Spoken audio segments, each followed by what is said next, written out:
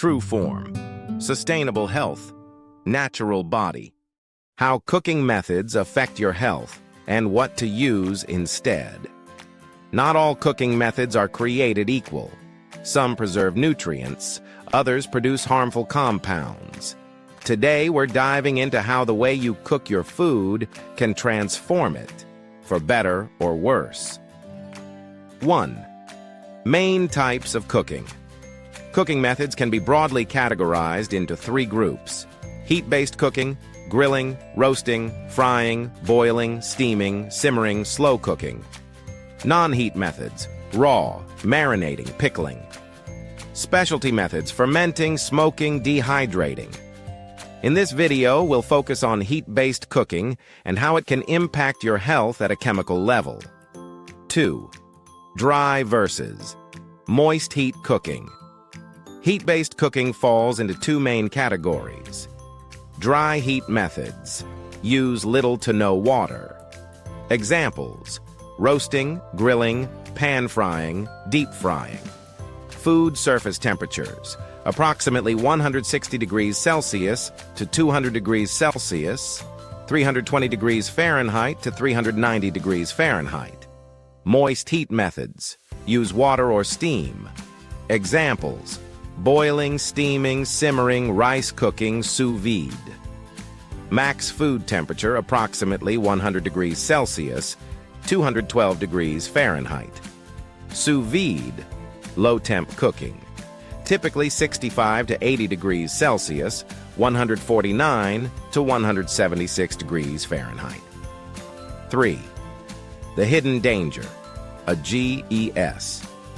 Before we talk health impacts, we need to introduce something called AGES, Advanced Glycation End Products. Sounds bad? That's because it is.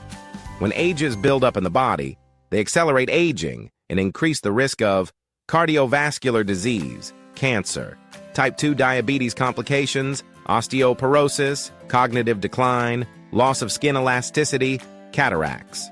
Basically, nothing good. 4. How AGEs are formed. 2 major contributors to AGEs: excess sugar in the body, overeating carbs, bread, rice, sweets, floods your system with glucose. Excess sugar bonds with proteins or fats, forming AGEs internally.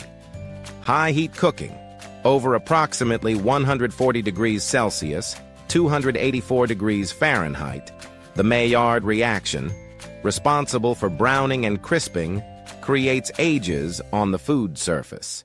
That delicious sear or golden crust? It's tasty but also chemically reactive. 5. Dry heat equals more AGEs. Now you see the link.